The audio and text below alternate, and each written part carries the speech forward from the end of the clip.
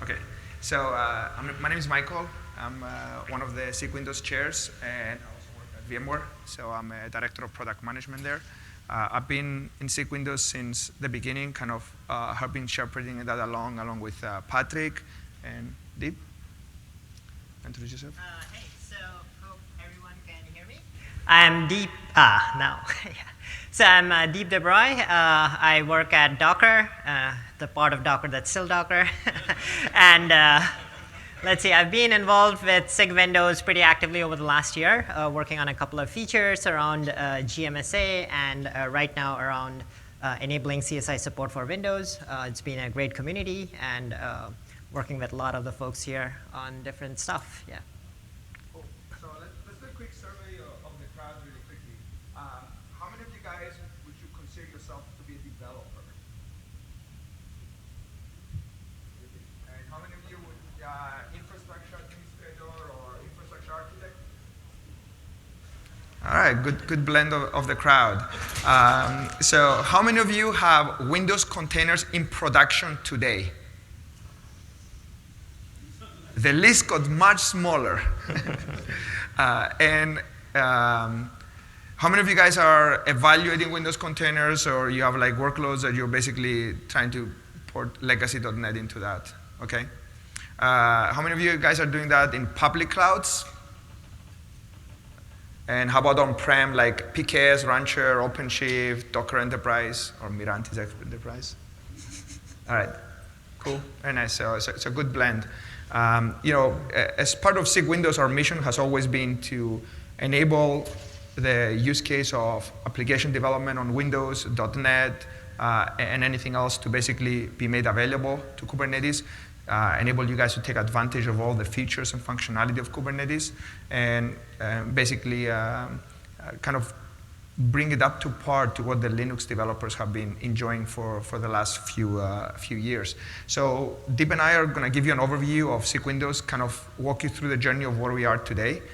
We'll leave some time for Q&A later on, and then we'll have another session tomorrow that's going to go deep dive into Windows, more specifically around day 2 operations, management, logging, monitoring, etc. So if any of you guys are interested, look for that session as well. So, why Windows containers? And why on Kubernetes more importantly? So some of the biggest benefits that Windows containers bring to the ecosystem is the fact that you get a single set of tools, a single set of management that you can actually use across your entire infrastructure. So if you're using Kubernetes for Linux containers, now you can enjoy the same set of capabilities for Windows. That means that you don't have to train your personnel on a different platform. You don't have to kind of look at different solutions to basically get the same goals. So if Kubernetes is your platform of choice, which has been the de facto orchestrator in the industry today, then you get to enjoy that across all of your applications. And then if you're a developer, you get a distinct set of benefits from basically being on a cloud-native platform like Kubernetes. You get to enjoy all the CI/CD capabilities. You get to enjoy HA. You get to get all these building blocks that, as a developer, you don't have to go write yourself immediately just by putting your apps in a container in Kubernetes. And more importantly, you get to enjoy the benefits of basically starting from a source of truth, being your code, then using a declarative model for building your application in a container and pushing it into something like Kubernetes. So I'm assuming that a lot of you guys have Windows Server 2008 or very old operating systems that you consider legacy and you want to modernize, either because you want to eliminate all hardware, underutilized servers, or your operating system is nearing an end of life or an end of support. So now you get to enjoy the same benefits by modernizing your workloads into containers and into Kubernetes without losing the ability to run your applications. When we kind of look at our journey where we were from SIG Windows, the reason why we have this slide is to kind of show you guys that we've been very committed in bringing Windows containers to Kubernetes. Our SIG, even though it's small by the standards of Kubernetes, we're very active and very passionate about enabling these capabilities. When we started back in December of 2016 with our first release, which was the alpha release. We basically hacked around the kube proxy and the kubelet to basically show the art of the possible and kind of energize the community to come and help us basically build Windows containers in Kubernetes. Alessandro, that's here, was part of that journey right from the beginning, and so was Patrick. They saw the vision and they said, okay, let's go and start building capabilities on top of that. Then we started building CNIs on Windows. And then beta came along a year later in December of 17 with Kubernetes 1.9, where we had significant investments into functionality and to the CNI support. And then this March of this year with 1.14, we released stable support for Windows containers in Kubernetes that included Windows Server 2009 support. Now, our journey is not done. Obviously, there's more things that we need to build on top of that, and we're continuing to do that. So with 1.15 and 1.16, we added CSI support for storage. We added kubeadm support for bootstrapping and starting up a cluster with Windows nodes as part of it. We added advancements in identity with run as username and the GMSA work that we're going to drill into later on. And then we added things like kubectl port forward, support for AWS volumes, etc. With 1.17, that's coming out in a few weeks, we're adding CSI providers. So now we're going to enable you to basically take advantage of CSI on GCP and Azure. We're adding support for 1903, the latest release of the Windows operating system. And then in the future, we're going to enable CRI Containerd as well as cluster API capabilities. So if you've seen here at KubeCon, cluster API is becoming a bigger and a bigger thing in terms of giving you that declarative model of creating and provisioning a cluster and treating clusters as cattle rather than pets. And we want to be part of that as Windows. We want to make sure that as the different cluster API providers build their capabilities for Linux, they also include Windows as part of that. So that's something that's in our immediate future as well. So a couple of things to consider, and we're going to spend a lot more time on this in the deep dive. But the first and most important thing is read the documentation. A lot of you guys did not say that you're running Windows containers in production. The reason why we say that is because there's different capabilities and different things on Windows as compared to Linux. You cannot compare them apples to apples. When you're creating your pod specs, when you're configuring Kubernetes and your policies, you need to take into account some special considerations around Windows. And our documentation calls those out specifically, just so you're made aware of what works and what doesn't work on Windows.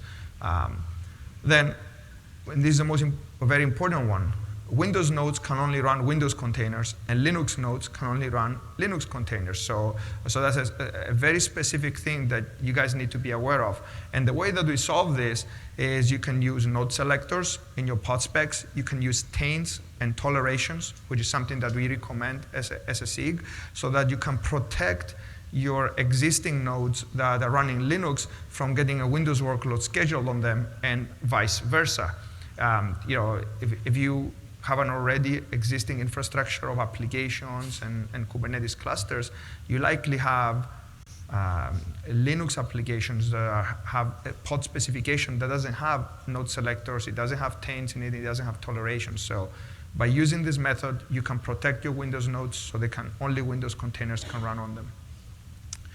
Be careful of resource consumption. As a Windows node, in a Windows container, there's specific set of processes that are running that have a little bit higher resource consumption requirements as compared to their Linux equivalents. So take that into account when you're building your applications.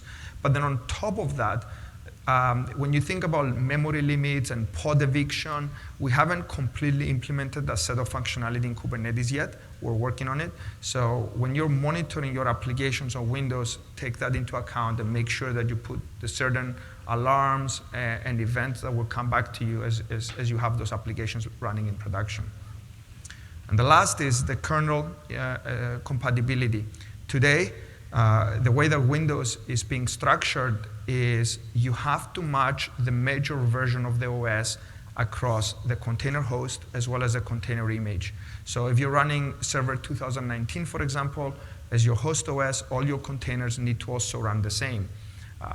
Microsoft recommends that you keep the patch levels also updated to basically be the same, but that's not a requirement. The biggest thing is make sure that the major version of the OS is the same as your containers. So some of our recent features that we want to kind of highlight, and we'll deep dive on that, is we've been focused a lot around Windows identity.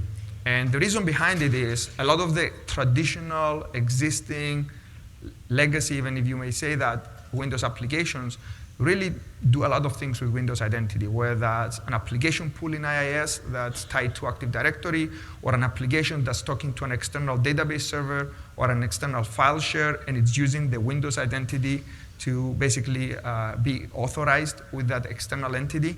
So how do you do that in containers? You cannot domain join a Windows container today. So group managed service accounts, which is what GMSA stands for, and is what enables us to assign an Active Directory identity to a container that it will carry in the network. We added alpha support for kubeadm join, so we'll make it easier for you to provision and bootstrap a cluster. So how does that look like? So today, all your master components need to run in Linux. You can use whatever method you want to basically create your master components and all those nodes in Kubernetes. And then when the time comes to add Windows nodes to your container, we give you a set of scripts that we maintain as a SIG that will allow you to download all the necessary binaries, kubelet, proxy, flannel as your CNI, and then our script will go through, provision all of them as Windows services, and get them started, and immediately once that's done, you can join that node to the Kubernetes cluster. So we try to make it fairly simple to provision and bootstrap a cluster. Next, actually, we're working on how do we help you upgrade those clusters from one version of Kubernetes to the next. So that's the next step that's coming from that area. And then the last thing here is alpha support for CSI. So we added that starting with 1.16. And we're making more advancements into our next release. So how can we make it easy for you to use persistent storage in your Kubernetes applications running on Windows containers? So let me pass it to Deep to talk a little bit more about this. Great.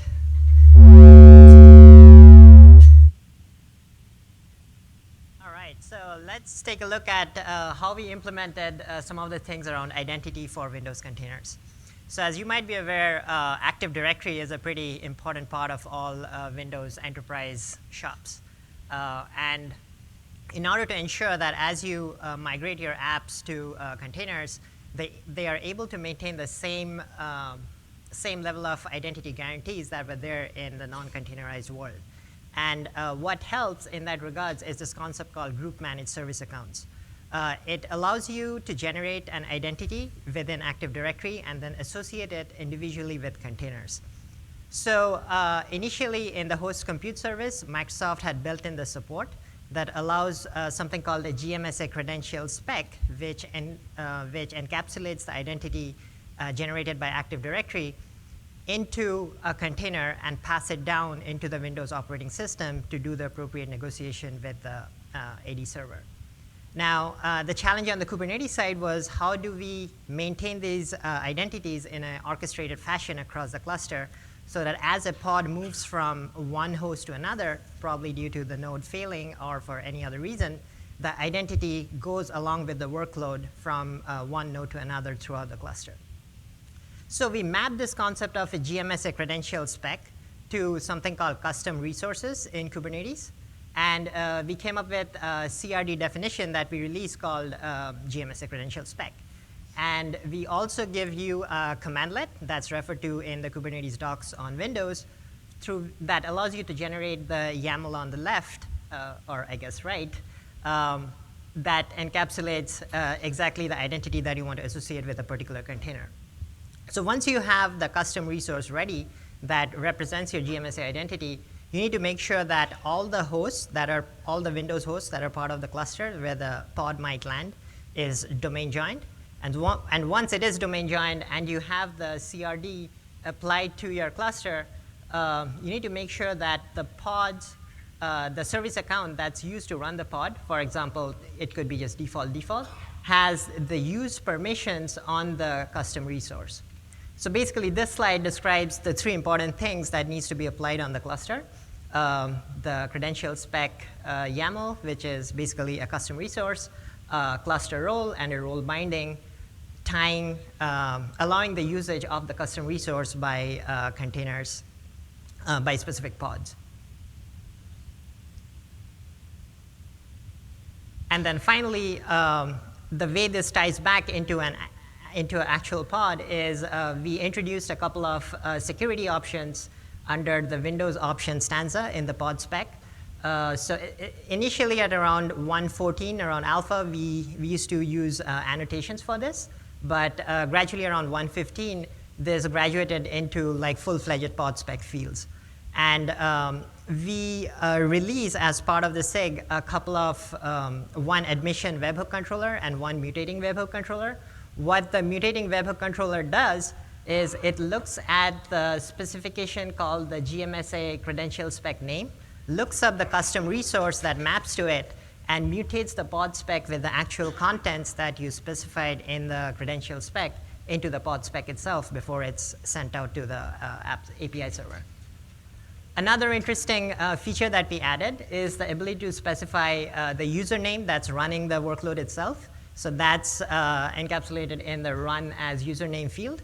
That is, I believe, going to beta in 1.17. That's cool. And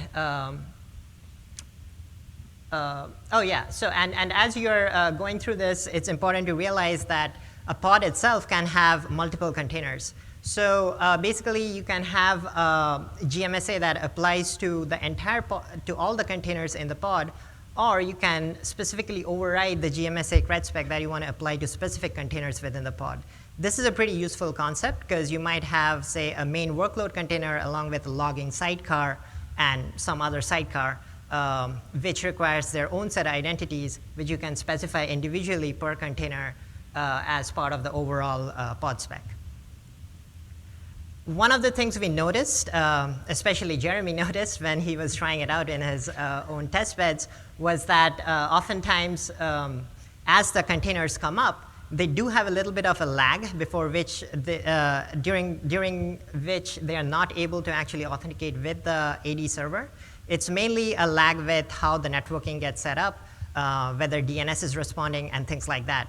So as part of our documentation, we also call out a post-start lifecycle hook that easily allows you to make sure that the NL test commands are actually passing for the container. That actually indicates that the Active Directory connection is enabled and the authentication can go through, after which the main payload of the container is allowed to execute. Using something like a lifecycle hook makes it pretty easy because then you don't have to go back and change your actual images. All that logic is part of your pod spec, kind of separated out from your main workload. Actually, one more thing to add to that is if you're looking at your container itself and the services that are running inside of it, if you want that container to carry that identity in the network, it needs to run either as local service or network service. Those are the two services in Windows that will carry the identity on the network. So if you run something as account name foo, that's not going to carry the identity in the network. So if you have IIS, make sure your application pools carry that identity. If you have Windows services, make sure they carry that identity, otherwise it won't carry in the network. Yep, so it's important that the two features kind of go hand in hand and enable you to use Active Directory credentials across all Windows pods in your cluster. The next thing we're going to discuss a little bit is the upcoming support for CSI plugins in Windows. So if you have played around with persistent storage so far, the support has mainly been surfaced through the entry plugins that are compiled directly into Kubernetes, typically your kubelet, as well as on the provisioning side in the controllers. But through an initiative called CSI Migration, the overall idea is the community wants to get away from entry plugins into out-of-tree plugins delivered ideally through CSI. Now, in the CSI model, the idea is there are controller plugins that allow you to provision storage, attach it to certain nodes, and things like that. And then there's this other critical piece called the CSI node plugin, which needs to be deployed on each node that looks at the disk devices, figures out the volumes on them, and surfaces them to the actual workload containers. So until now, a lot of this support has been done through entry plugins or flex volume scripts. Both of them are kind of going away from the community. SIG storage does not like them. So CSI is the way forward. And the way we are enabling CSI support in Windows is using a privileged proxy binary that sits in your host and allows arbitrary CSI node pods geared towards Windows to communicate with the privileged proxy and get their privileged operations accomplished. We have a talk right after this in, I think, meeting room 7A and B, where we dive a lot more into this. But this is the general idea. The CSI proxy is going to expose a whole bunch of APIs that allows you to enumerate disks, volumes, mount SMB shares, log into iSCSI targets, and so on, some of a broad array of common storage-related operations that a container that is published by a storage vendor can make use of pretty easily. So yeah, it's the bulk of this component is in the CSI proxy repo that we are working on. It's completely out of tree. It's going to be launched as a separate binary.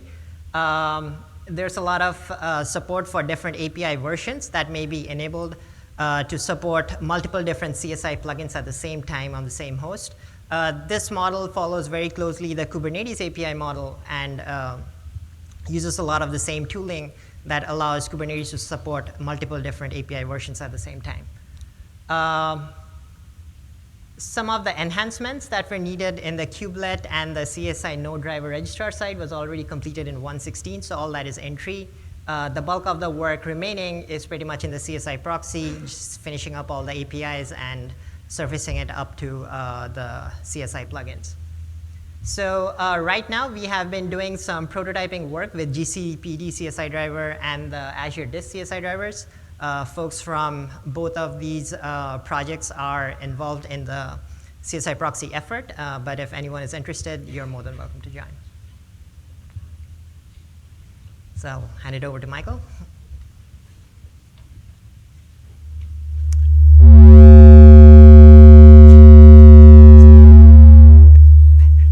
I even waited to turn mine on until you were far away, but it didn't work. So, okay, I guess he doesn't like it when you come close. Stay away, Deep.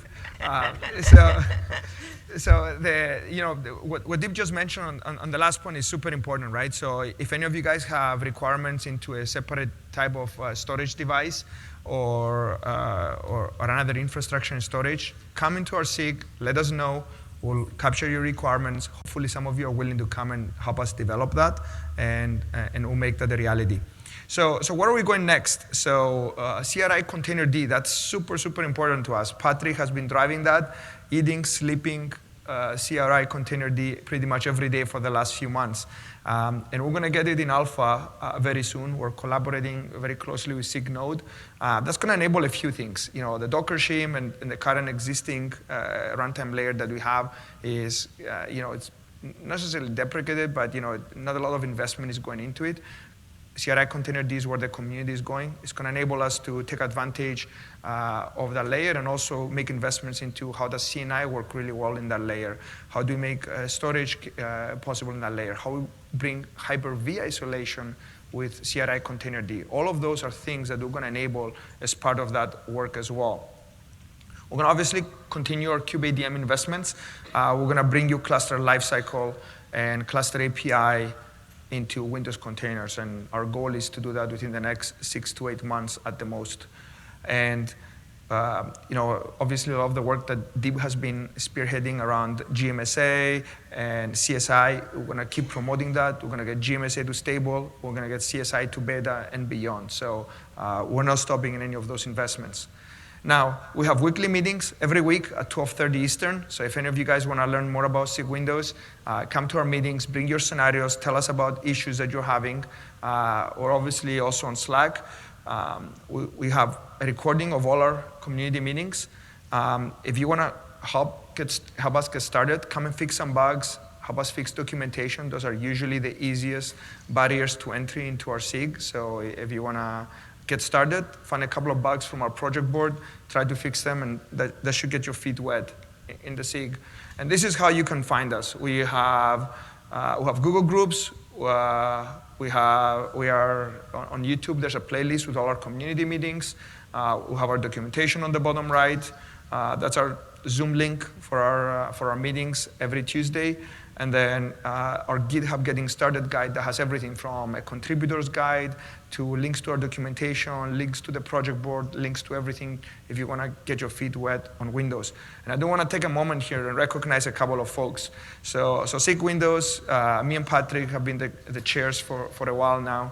And Debroy and Ben Moss from Pivotal and Deep from Docker have been recognized for their valuable contributions to the SIG, and they're both technical leads in our SIG now. So let's give them a round of applause.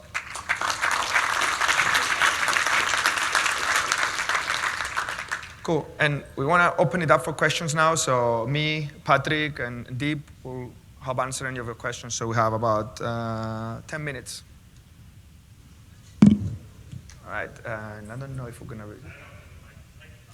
Oh, that's excellent.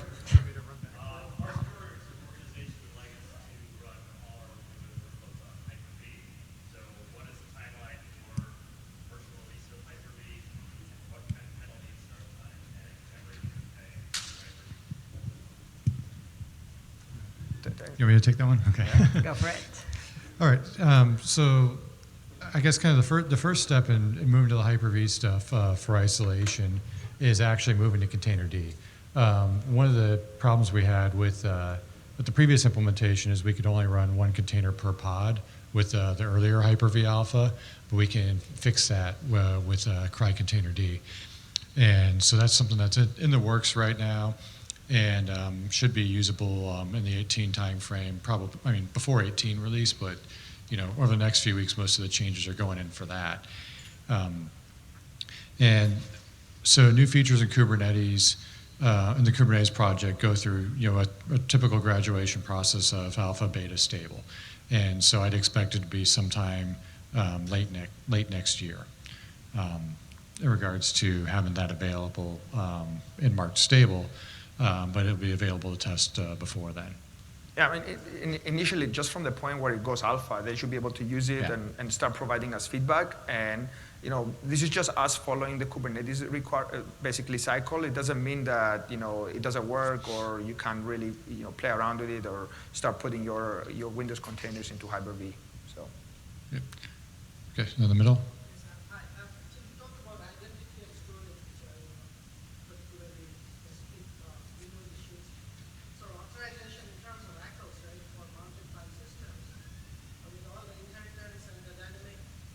Kind of interpretation of some of those special SIGs in Windows Acros. Do you think that's a problem that needs a special look at? Yeah. Okay. To restate the question, so the question was around how file ACLs work, and those are basically interpreted inside the container today, and that's because each Windows container carries its own security database in there, and so those names are resolved inside there. That's also why run as username needed to be added, so we could pass that in as a string, so the admin can say, I know there's a user called user1 in the container, and I want this process to run as that. And so all those ACLs are contained within the file system in that container. The one caveat to that is that also means that other files that are shared on the node from the node in through like a host volume mount, those ACLs don't get applied. And so when you actually start that, you get to pick whether you want a read-only or a read-write mount, and those are basically substituted to make sure that you have that read or read-write access. And so if you've got a situation where you've got two different processes that need different privileges to different files in there, then make sure you set those users up inside the container, and then if you need to, lock those down appropriately inside. The host doesn't reach in and change any of those. Yeah, so what we've seen is a lot of customers, like if you look at it from an application standpoint, that's the answer Patrick gave you. If you look at it from a hardening standpoint, as part of the process of building your container and using your Docker build, you can declaratively indicate what ACLs you want throughout the entire file system of the container. So you can use things like ICALS or other tools to reduce or amplify the permissions of the file system. And then once that's declaratively, every time you build your new apps through the base image, they're going to be hardened the way that you want to. And that's specific to that image only. Nothing much.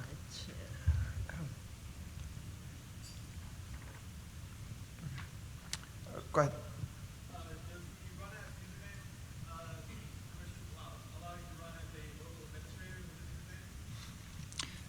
Yeah. So run as username can work with any user that's inside the container, and that can be the default container administrator, or it can be a user that you've previously created. So yeah, you can do it either way. It's all local accounts, right? Anything that's a local account, nothing. Yeah.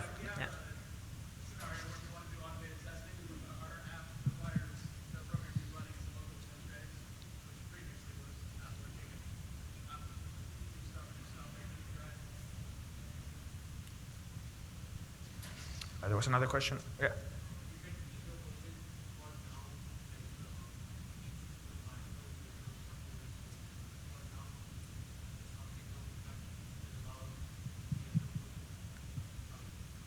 Yeah, so essentially today with Windows Server containers, where the containers share the kernel with each other container on the same host, as well as with the host itself, the requirement is that the major version of the OS needs to match because the kernel is shared. If you're using Hyper-V isolation that Patrick mentioned earlier that's coming with CRI container D, you're going to be able to escape that matching algorithm. You can run any container inside of it because it's going to be wrapped up into a very lightweight virtual machine.